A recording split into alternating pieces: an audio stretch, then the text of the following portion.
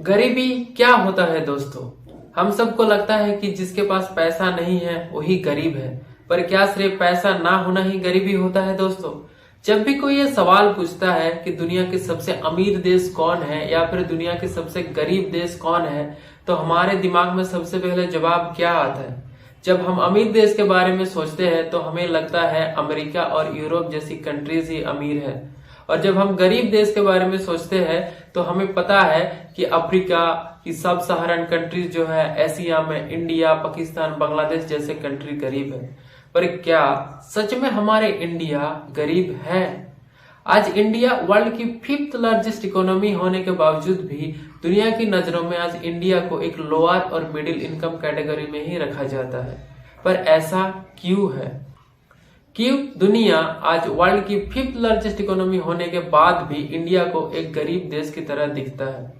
अक्टूबर 18, 2022 को United nation development programme ने एक रिपोर्ट जारी की, जहां पर उन्होंने ये कहा कि 2005 से लेकर 2021 तक इंडिया ने करीब 415 मिलियन लोगों को, यानी 41 करोड़ से भी ज्यादा लोगों को गरीबी रेखा से बाहर निकल कर लाई है। ये पॉपुलेशन इतना ज्यादा है कि दुनिया के 10 कंट्रीज की पॉपुलेशन जोड़ के भी इतना नहीं आता है। अब सवाल ये है, नंबर 1, ये रिपोर्ट इंडिया के लिए इतना जरूरी क्यों है? सेकंड, इस रिपोर्ट से एज ए कॉमन सिटीजन होने के नाते आप और हम जैसे लोग क्या लेसन सीख सकते हैं? And third and most importantly, इस रिपोर्ट से जो हम लेसन सीखेंगे उसे हम अपने पर्सनल लाइफ में किस तरह से इम्प्लीमेंट कर सकते हैं? इस रिपोर्ट में यह कहा गया है, अगर कोई व्यक्ति दिन का $2.15 कमा रहा है, यानी अगर इंडिया रुपीज के हिसाब से देखा जाए कि दिन का अगर 170 रुपए से ज्यादा कमा रहा है, तो उस व्यक्ति को गरीब कहा नहीं जा सकता। इस रिपोर्ट में एक मल्टी डायमेंशनल पॉवर्टी इंडेक्स के बारे में भी कहा गया है, जहां पर यह कहा गया है कि अगर किसी व्यक्ति के पास रहने के लिए घर है, अगर उसके पास खाना बनाने के लिए प्रॉपर कुकिंग फ्यूल है, उसके पास प्रॉपर सैनिटेशन है और साथ में न्यूट्रिशियस फूड है, तो व्यक्ति को गरीब कहा नहीं जा सकता। अब इसी बात को थोड़ा एग्जाम्पल के साथ समझने की कोशिश करते हैं। मान लेते हैं कोई व्यक्ति है जिसका नाम करण है, जो गांव में रहता है, और एक व्यक्ति है जो शहर में रहता है जिसका नाम अर्जुन है। करण गांव में रहता है, डेली का 200 रुपए कमाते हैं, उसके पास रहने के लिए खुद का कच्चा मकान है और खाना बनाने के लिए खुद का चूल्हा है। सैनिटेशन के लिए उसके पास मीडियोकर एक टॉयलेट है और उसके पास न्यूट्रिशियस खाना भी अवेलेबल है। जो व्यक्ति शहर में रहता है यानी अर्जुन, वो दिन का 300 रुपए कमाता है, खुद रेंट के घर में रहता है, खाना बनाने के लिए उसके पास LPG गैस अवेलेबल है, न्यूट्रिशियस खाना है और सैनिटेशन के लिए टॉयलेट भी है। अगर यूनाइटेड नेशन डेवलपमेंट प्रोग्राम की रिपोर्ट के अनुसार देखा जाए तो ये दोनों ही व्यक्ति को गरीब कहा नहीं जा सकता। पर आप खुद ही सोच के बताइए, अगर कोई व्यक्ति दिन का 200 रुपए कमा रहा है या 300 रुपए कमा रहा है, उसका महीने का इनकम कितना होता है? ज्यादा से ज्यादा 6000 से लेकर 9000 तक होता है।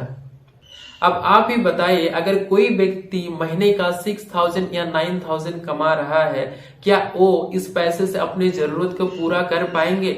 आने वाले टाइम में उसे अगर कोई हेल्थ की कंडीशन में कुछ आ जाए तो क्या वो अपना हेल्थ में पैसा इन्वेस्ट कर पाएंगे? क्या इस पैसों से अपना जरूरत पूरा करने के बाद वो आदमी क्या अपना परिवार को सपोर्ट कर पाएंगे? जवाब है नहीं।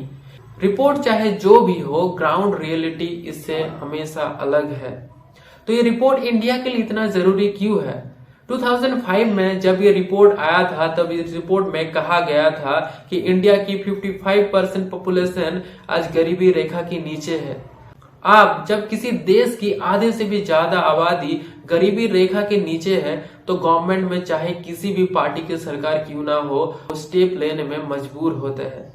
इस गरीबी को घटाने के लिए, इस गरीबी को कम करने के लिए वो अपना सब्सिडी रन करने के लिए मजबूर होता है। इसीलिए इंडियन गवर्नमेंट ने भी ऐसा ही किया। उन्होंने लोगों के पास घर नहीं था, इसीलिए इंदिरा विकास योजना, प्रधानमंत्री आवास योजना के खातिर लोगों को घर दिया। लोगों के पास खाना बनाने के लिए कुकिंग फ्यूल नहीं था, इसीलिए लोगों को प्रधानमंत्री उज्ज्वला योजना के खातिर लोगों को LPG गैस प्रोवाइड किया गया। टॉयलेट के लिए स्वच्छ भारत अभियान की तरह लोगों को टॉयलेट दिया गया। इससे 2005 से लेकर 2021 तक हर एक लेवल पे बहुत काम किया गया, जिससे इंडिया की जो बेसिक रिक्वायरमेंट है लोगों की वो पूरा हो सके, और एक तरह से ये सक्सेसफुल रहा भी। अब जब 2022 में जब ये रिपोर्ट आया जहां पर ये दिखाया गया कि इंडिया की गरीबी 55% से घटकर 14.5% हो चुका है, तो आने वाले टाइम में गवर्नमेंट की जो प्लान और सब्सिडी है वो भी बदल जाएंगे, क्योंकि सब्सिडी गवर्नमेंट के लिए एक लायबिलिटी की तरह ही होता है। गवर्नमेंट को सब्सिडी में इन्वेस्ट करना ही पड़ता है, पर गवर्नमेंट एक तरह से इसे इन्वेस्ट नहीं भी करना चाहता, क्योंकि अगर गवर्नमेंट ज्यादा पैसा सब्सिडी जैसे प्रोग्राम में रन करने में खर्च कर देंगे तो गवर्नमेंट के पास बहुत कम पैसा बचता है अपनी दूसरी काम पे इन्वेस्ट करने के लिए। तो ये बहुत जरूरी है इंडिया के लिए ये रिपोर्ट कि आने वाले टाइम में इंडिया अपना पैसा किस तरह से इस सब्सिडी प्रोग्राम में इन्वेस्ट करेंगे। तो एक कॉमन सिटीजन होने के नाते आप और हम जैसे लोग इस रिपोर्ट से क्या लेसन सीख सकते हैं। चाहे किसी भी देश की गवर्नमेंट क्यों ना हो और गवर्नमेंट में कोई भी रूलिंग पार्टी क्यों ना हो, उस देश की गवर्नमेंट अपने हिसाब से गरीबी की पैरामीटर को डिसाइड करते हैं। जैसे 2004 में इंडिया में तेंदुलकर कमेटी की एक रिपोर्ट आई थी जहां पर उन्होंने ये कहा था कि अगर कोई व्यक्ति रूरल सेक्टर में रह रहा है और अगर दिन का 27 रुपए कमा रहा है और अगर कोई व्यक्ति अर्बन सेक्टर में है, अगर उसका डेली का इनकम 31 रुपीज है तो वो व्यक्ति गरीब नहीं है। अब आप बोलोगे ये क्या मजाक है, कोई व्यक्ति दिन का 27 रुपए कमा रहा है और दिन का 31 रुपीज कमा रहा है और वो व्यक्ति गरीब नहीं है? अरे इस पैसों से तो वो अपना एक टाइम का खाना भी जुगाड़ नहीं कर सकता।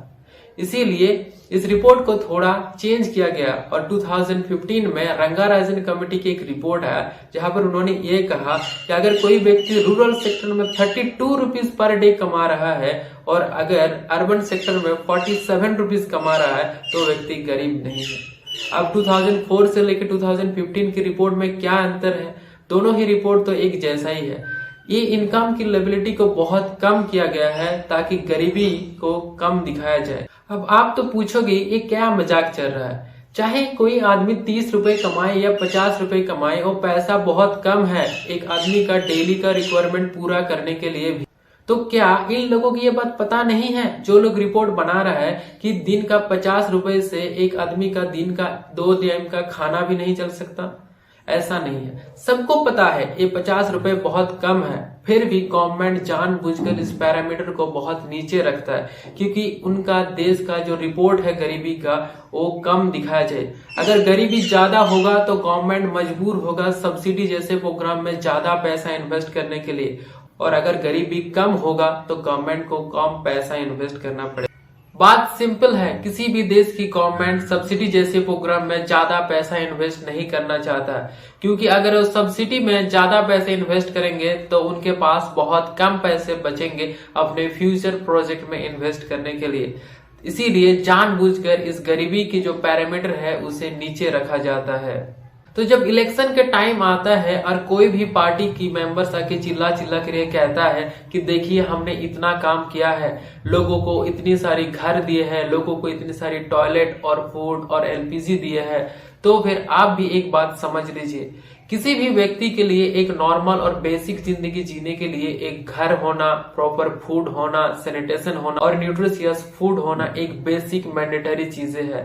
तो गवर्नमेंट में चाहे कोई भी पार्टी की सरकार क्यों ना हो, वो इन सेक्टर में काम करने के लिए मजबूर होता है, क्योंकि गवर्नमेंट की फर्स्ट प्रायोरिटी होता है कि लोगों के पास घर रहे, प्रॉपर फूड रहे, सैनिटेशन रहे, क्योंकि ये लोगों को एक बेसिक जिंदगी जीने के लिए एक मैंडेटरी चीज है। तो आप और हम जैसे लोग इन सब बातों से बेवकूफ ना बने, यही हमारे लिए सबसे अच्छा रहेगा।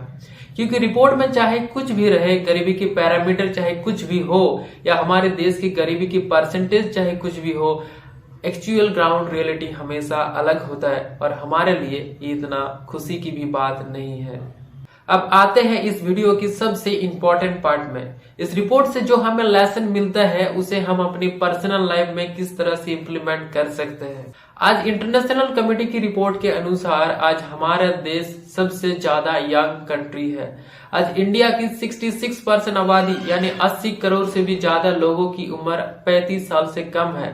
आज इंडिया दुनिया की one of the youngest country माना जाता है। अब इसका बेनिफिट क्या है और इससे हमारी देश की गरीबी से रिलेशन भी क्या है? किसी भी देश की गरीबी हो या अमीरी हो, वो उस देश की 20 से 30 साल की अपनी गवर्नमेंट की मेहनत की, उस देश की लोगों ने किस तरह से इस टाइम में अपने पैसों को मैनेज किया है, इन्वेस्ट किया है, इसकी रिजल्ट है। तो आज इंडिया की जो 80 करोड़ आबादी जो यंग है, ये आने वाले 30-35 सालों में किस तरह से परफॉर्म करेगी, इसके ऊपर इंडिया की डेवलपमेंट और फ्यूचर डिपेंडेबल है। और साथ में हमारे देश की जो गरीबी है वो भी इसी के ऊपर डिपेंड करता है। अब इसी बात को थोड़ा एग्जाम्पल के साथ समझने की कोशिश करते हैं। मान लीजिए कोई व्यक्ति है जिसकी आज उम्र है 24 साल, वो किसी महीने में 8,000 रुपए की नौकरी करता है। अब हम सबको भी पता है कि महीने का 8,000 रुपए का नौकरी एक बहुत ही कम सैलरी का नौकरी है। इस सैलरी से वो अपना पर्सनल खर्चा करने के बाद बहुत कम पैसे उसके पास बचेंगे, जो पैसे वो सेव करके अपने परिवार को मदद कर सकता है। और अगर इसी तरह से चलता रहा कि वो महीने में जितना कमा रहा है उतना पैसा अगर खर्च हो जा रहा है, तो जब वो 60 साल में अपना रिटायरमेंट में आएगा तब उसके पास कुछ भी पैसा नहीं बचेगा अपने लिए और अपने परिवार के लिए। वो डिपेंडेबल होगा कि दूसरों के ऊपर, गवर्नमेंट की सब्सिडी जैसे प्रोग्राम के ऊपर। अब इसी चीज को थोड़ा दूसरी नजर से देखा जाए तो रिजल्ट थोड़ा अलग आता है। जब वो व्यक्ति 24 साल का था और मंथली 8,000 रुपए कमा रहा था, तब अगर वो मुश्किल से अगर महीने का 500 रुपए भी बचाकर उस पैसे को प्रॉपर तरीके से सही जगह पे इन्वेस्ट करता तो रिजल्ट कुछ अलग होता। मान लीजिए वो व्यक्ति 24 साल से अपने महीने में 500 रुपए इन्वेस्ट करना शुरू करता है। जब उसका रिटायरमेंट 60 साल तक आता है तब उसके अकाउंट में 72 लाख रुपीस होता है। और अगर किसी भी व्यक्ति के रिटायरमेंट के टाइम पे अगर उसके अकाउंट में इतने सारे पैसे रहेगा तो उसे किसी के ऊपर डिपेंडेबल होने की जरूरत नहीं पड़ेगा, ना ही गवर्नमेंट की किसी सब्सिडी प्रोग्राम के ऊपर डिपेंडेबल होके उसे अपनी जिंदगी बितानी पड़ेगी। तो चाहे गवर्नमेंट की गरीबी की पैरामीटर कुछ भी हो, चाहे गवर्नमेंट की इंडेक्स कुछ भी हो, उसे गरीबी से कोई फर्क नहीं पड़ेगा। वो अपनी जिंदगी को इंडिपेंडेंटली रन कर सकता है। पर उन्होंने सिर्फ 500 रुपए ही इन्वेस्ट तो किया था, पर ये शुरुआत उन्होंने 24 साल की उम्र में ही कर दिया था, जिसका रिजल्ट आज उन्हें 60 साल तक मिलता रहा। तो इस बात को हम सबके लिए समझना बहुत जरूरी है, क्योंकि हम चाहे जितने भी पैसे कमा रहे हैं आज, उससे कोई मतलब नहीं बनता है। अगर हम उस पैसे को प्रॉपर तरीके से सही जगह पे इन्वेस्ट करेंगे तो आने वाले टाइम में हम सब बहुत एक अच्छी जिंदगी जी सकते हैं। क्योंकि कोई भी देश एक एक पर्सन को, एक एक इंडिविजुअल को जोड़ के ही तो एक कंट्री और एक देश बनता है। तो जब एक एक व्यक्ति की जिंदगी की पर्सनल लेवल पे चेंजेस आएगा, उसकी पर्सनल वेल्थ में चेंजेस आएगा, तब एक देश की इकोनॉमी, एक देश की वेल्थ ऑटोमेटिकली चेंज हो जाएगा। तो चाहे आज हम महीने में 8,000 रुपए कमा रहे हो या 40,000 रुपए कमा रहे हो, अगर हम अभी से उस पैसे को सही तरह से सही जगह पे इन्वेस्ट करना शुरू करें, तो जब हम रिटायरमेंट के टाइम पे आएंगे तो हम सब की पर्सनल वेल्थ के लेवल पे बहुत ज्यादा ग्रोथ आएगा और ऑटोमेटिकली हमारे देश की जो वेल्थ है उसमें भी ग्रोथ आएगा। तो जिस गरीबी को हम देश से हटाने की या खत्म करने के बारे में सोच रहे हैं, वो तब चेंजेस आएंगे जब हमारी पर्सनल और इंडिविजुअल लेवल पे चेंजेस आएगा। क्योंकि हम सबको मिलके ही तो हमारा देश बना है और हम सबको मिलकर ही तो हमारा देश की फ्यूचर ही बनेगा। तो हम सब के लिए जरूरी है कि हम अपने पैसे को सही तरह से सही जगह पे इन्वेस्ट करें, क्योंकि हमारे देश की गरीबी तब खत्म हो सकती है जब हम अपनी पर्सनल लेवल पे अपनी खुद की गरीबी को खत्म कर पाएंगे। तो अब सब के लिए मेरा एक सवाल है कि आने वाले टाइम में हम अपने गरीबी को कैसे खत्म कर सकते हैं। ऑप्शन ए कि हम फ्यूचर में बहुत ज्यादा पैसे कमाकर, या ऑप्शन बी हम फ्यूचर में कम पैसे कमाकर भी उस पैसे को सही जगह पे इन्वेस्ट करके। आपका क्या राय है वो कमेंट बॉक्स में जरूर लिख के बताइए, कि ताकि हमें भी आपसे कुछ नया सीखने को मिल सके। वीडियो को देखने के लिए आप सबका दिल से धन्यवाद। मिलते हैं अगले वीडियो में। नमस्ते।